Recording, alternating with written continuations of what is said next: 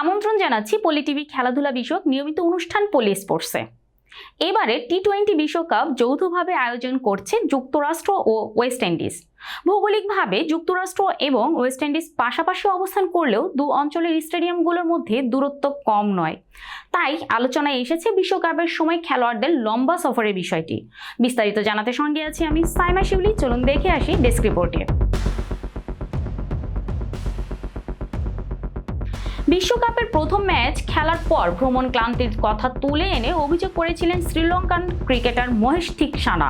দক্ষিণ আফ্রিকার বিপক্ষে এই ম্যাচে মাঠে নামার আগে ভ্রমণেই লম্বা সময় পার করতে হয়েছে লঙ্কানদের। তবে ভ্রমণ সম্পর্কিত বিষয়ে লঙ্কানদের চেয়েও বড় চ্যালেঞ্জের মুখে বাংলাদেশ। বিশ্বকাপের গ্রুপ পর্বে সবচেয়ে বেশি পথ ভ্রমণ করতে হবে বাংলাদেশকে।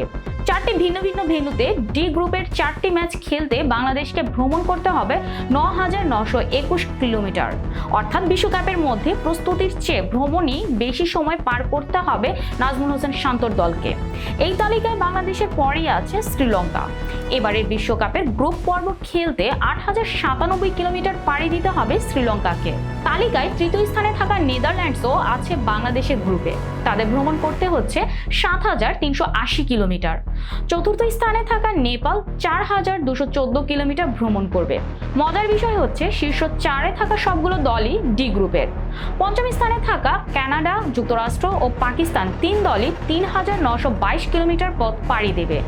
3,434 কিলোমিটার পথ ভ্রমণের চ্যালেঞ্জ নিয়ে আয়ারল্যান্ড আছে ষষ্ঠ স্থানে। এছাড়া দক্ষিণ আফ্রিকার ভ্রমণ পথ 3,306 কিলোমিটার। দর্শক, সবচেয়ে কম দূরত্ব পাড়ি দিতে হবে ইংল্যান্ডকে। গ্রুপ পর্বের 4টি ম্যাচ খেলতে কেবল 505 কিলোমিটার ভ্রমণ করতে হবে ইংলিশদের। একই ভেন্যুতে 3টি ম্যাচে খেলতে যাওয়া ভারতকে মাত্র 1,717 কিলোমিটার পথ ভ্রমণ করতে হবে। স্বাগতিক ওয়েস্ট ইন্ডিজ 1,709 কিলোমিটার ভ্রমণ করবে। এছাড়া অন্যান্য দলের মধ্যে পাপুয়া নিউগিনি ও উগান্ডা 1,246 কিলোমিটার, স্কটল্যান্ড 1,242 কিলোমিটার ও অস্ট্রেলিয়া 1,195 কিলোমিটার পথ ভ্রমণ করবে। নামিবিয়া, ওমান, নিউজিল্যান্ড ও ইংল্যান্ডের ভ্রমণ পথ 1,000 কিলোমিটারেরও কম। আজ এই পর্যন্তই। পরবর্তী পর্বে হাজির হওয়ার প্রত্যাশা নিয়ে আজকের মতো বিদায় নিচ্ছি। আল্লাহ হাফেজ।